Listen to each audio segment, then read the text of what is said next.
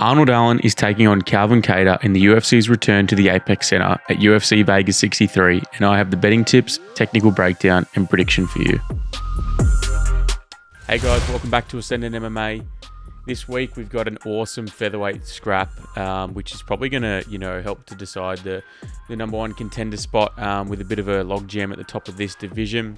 We're going to break down this fight and a couple others that catch our eye from a technical angle, provide our insight and prediction on the main event. We've also got a little collab with our boys, FTSMMA from the Stands MMA. They're doing some really cool stuff with interviewing, high profile people in the community. So if you consume that type of content, we'll have all their links in the description, and you'll also see them on the screen when they do their part. We'll also do a quick recap from UFC 280 at the end, so stick around for that. But yeah, without further ado, let's get into the video. So the first fight we're going to break down in this is Dustin Jacoby, who's taking on Khalil Rountree. So not going to lie, I haven't done all my research on this one, so it's not going to be a super long breakdown, but I did want to mention it quickly. Jacoby, very proficient technical kickboxer. He's converted very well from glory kickboxing days to MMA. He, mainly fights out of orthodox, good range control, and uses his jab really well to start and to dictate his combos. He has a very nice tight guard and he's quite defensively sound, looking to parry most of the time his boxing combos coming at him. In terms of his kickboxing style, he's actually pretty heavy on the lead leg, which you don't really see from these kickboxing style guys, but he does, pop that front leg up pretty regularly to condition his opponent to be expecting the teep and to kind of stifle attacks, and he also uses it to step through and change his stance fluidly. He's a proper light heavyweight. He's very big, stocky, filled out frame for the division. A lot of the times in the light heavyweight division, you can see, some bloated middleweights, to be kind, or you see, these really lean, dedicated heavyweights that are cutting down. But he's a proper light heavyweight. He's on a great run at the moment, riding, I think, a 3-fight victory and all very good wins. He's taking on Khalil Rountree here, who again has had a bit of a resurgence. We've seen time and time again from Khalil that he kind of gets that step up and then kind of falters. So I'm interested to see what he looks like here. Very good technical kickboxer as well. He's got great speed, uses a lot of variety of kicks, good power. I'd say he probably has the power advantage in this one. Mentally, I think he's stepped up a lot in the last couple of fights, and he's shouted that out in his post-fight interviews and things, which is, you like to see from your fighter. I think the speed of Rountree is really going to give Jacoby some issues in this one.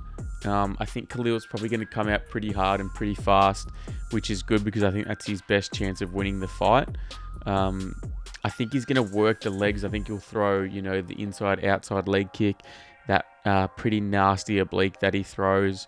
And I think Jacoby's going to be looking to, stay on the outside and wait for those kind of blitzing combos from Rountree and just be able to check and defend against those leg attacks, and then work with his boxing combos up top. I don't mind the shot on Rountree. I think this is a pretty close fight. I just think for now, and this isn't the final pick, I'm leaning Jacoby. I don't mind the fight not to go to the distance because I can see both guys finishing each other. But for now, I think I'm going to lean with the experience and the well-roundedness of Jacoby. So the pick for now is going to be Dustin Jacoby via unanimous decision. So the next fight we're going to break down on this one is Tim Means versus Max Griffin. And now our boys FTSMMA will be breaking down this fight for us. I'm going to put their link on screen here and their Instagram. Go over and follow them there. And we'll also have a bit of a chat about them at the end. But for now, let's get into their breakdown. All right, guys. Well, welcome back. And it's the Jitsu G here from FTS MMA, giving my breakdown for next week's co-main event between Max Payne Griffin and the Dirty Bird Tim Means. So, look, this is a really, really interesting fight, I think, for a co-main. And I think it's a very fan-friendly fight as well to have for the co-main event. You have Tim Means, who's an absolute veteran of the sport with, 32 wins, 13 losses, 1 draw. And then you've got Max Griffin, who's 18-9. So, obviously there's a massive sort of experience advantage for Tim Means going into this fight. That's the first thing. So Tim Means has really been in the game for so long now, and he's fought everyone from, Jorge Masvidal to Neil Magny to Alex Oliveira. He really is someone who's been there and fought nearly everyone in his divisions. And, the Max Payne Griffin as well, he feels like he's been part of the UFC for a really long time now. And in the last sort of several years, it also feels like he's leveled up a little bit more. He's starting to get a bit more recognition from the fans. He's starting to be a bit more appreciated by the fan base. But look, breaking down the fight, I think this is going to be a stand-up affair. It wouldn't shock me if you see maybe one of them shoot a takedown in the later rounds or look to secure a sneaky submission, maybe late in the third. But I really think this has the makings of mostly a stand-up affair. In terms of how I see both men, how I see their path to victory, I think for Max Griffin, he needs to do what he does in typical Max Griffin fashion. He needs to come forward. He needs to use his tight boxing. He needs to use good defense. He needs to try and lure Tim Means into maybe, a bit more of sort of just a boxing scrap and really sort of look to use his advantage in the hands. In regards to Tim Means, how I can see him winning this fight is, stick to the outside, hunt down the outside foot, look to use his straight punches and his jabs and his crosses to create angles and offsets to capitalize. Tim Means, I think, is going to have, a height advantage and a reach advantage going into this fight. And I could really see him sort of using that to its utmost potential in order to sort of offset the game that Max Griffin is going to come in there with. This is a really, really exciting fight. And I actually think this could be your fight of the night. I know the main event has, a lot of hype around it, and rightfully so, but I could see this being your fight of the night. Now, in terms of my prediction for who I think wins, man, this could be just the hardcore in me, but I got to go with the Dirty Bird, Tim Means. Tim Means, I feel, only loses to, really, really well-rounded mixed martial artists. And not to say that Max Griffin isn't, just in this matchup, I could see the Dirty Bird sticking to the outside, using his length and sort of, surviving a really tough first round. I think that first round is going to be absolutely fireworks. But then I could kind of see Tim Means, using that veteran experience, using his height, use his reach, use his jab, and sort of, control the fight and just sort of stick to the outside and pick Max Griffin apart a little bit. So that's my prediction heading into next week's co-main event. Now, the final fight that we're going to break down on this one is the main event. We've got Boston's Calvin Kattar taking on England's Arnold Allen. So let's start with Calvin Kattar, traditional boxing style fighter, more heavy and compact on the legs with mainly punch combinations, but it does depend on his opposition. Being that boxing fundamentalist that he is, he's very, very technically sound. He's got a nice sharp jab, which is definitely his best punch, I would say. He's got quick combos, nice defense, which is all kind of built around his high defensive shell and his distance range management. He has pretty exemplary footwork in the octagon, always set properly when throwing his shots, very rarely overextends. He's able to vary the speed and timing when throwing punches as well to throw off his opponent's defense. And his quick feet allow him to be in and out of range very quickly and circling out before being countered or allowing his opponent to land all their counters. He's got really good consistent output, has a large amount of experience in the championship rounds for a guy that hasn't had a title fight, and really against pretty good talent. He's shown his durability in many fights. It's good to know he's durable, but we don't want him to rely on that. But it's nice to know he has it in that back pocket. Kattar's game is far more fluid, I would say, and dangerous when he's dictating the pace and pressure moving forward.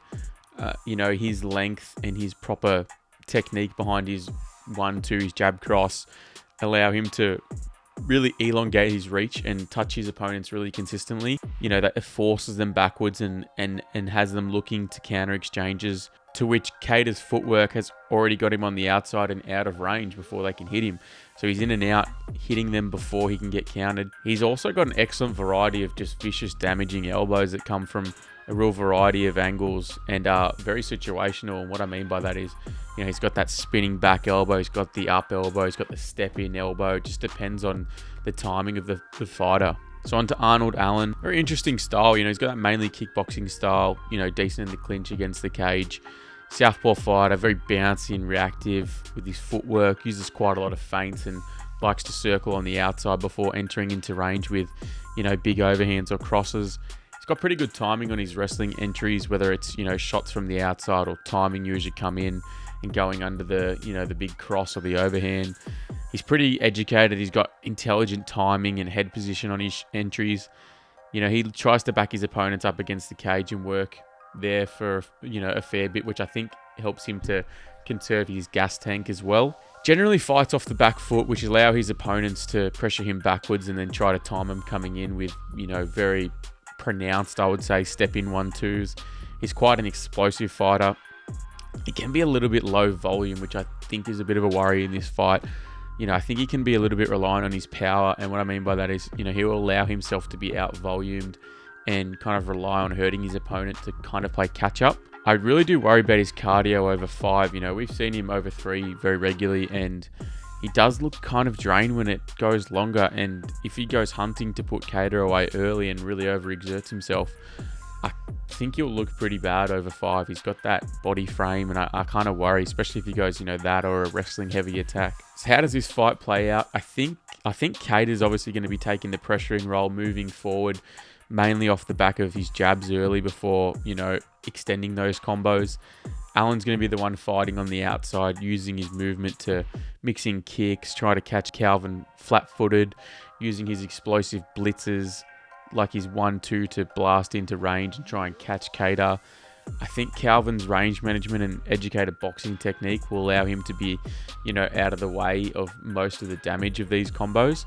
I expect Arnold to probably use his variety of tools better, boxing, kicks, wrestling, all that variety. I think he'll use a bit better, but all the time the fight stays standing. I think Calvin will probably be able to land more volume, use his straight shots to just wear on Allen, keep landing, absorb the damage that comes back at him. Allen is likely, I expect him to come out hard and come out fast, and I rely on Calvin's durability to allow him to continue moving forward. I think once Calvin gets his timing down, I think, Allen should be very, very careful with his blitzes moving forward, because, I think Calvin will really use those elbows. He'll anticipate the blitz and time those vicious elbows as he comes into range. We've seen it, Jeremy Stevens, that step-in elbow. His timing is insane. I really like Allen as a prospect, given he's only 28, but he just fights so infrequently, always has hand issues. The level of competition both these men have faced is pretty significantly different, I want to say. Calvin is arguably kind of in his prime on maybe the back end of his career, and I think that last decision against Emmett will have him really fired up here. I expect Allen to probably win round 1 and 2 before, the volume and the wear and tear will start to add up for Calvin, where he works the jab and has the blitz timing down pat. Couple that with Allen starting to slow down, I think Calvin might be live for a late finish. I think it's actually a really close fight, and I could definitely see Allen winning as well, but I'm going to rely on the experience, the durability, and the cardio, and I'm going to take Calvin Kattar via TKO in round 5. So that wraps up the breakdown for UFC Vegas 63. Just a shorter week, as we did a really long video last week. We also did that live fight companion for UFC 280.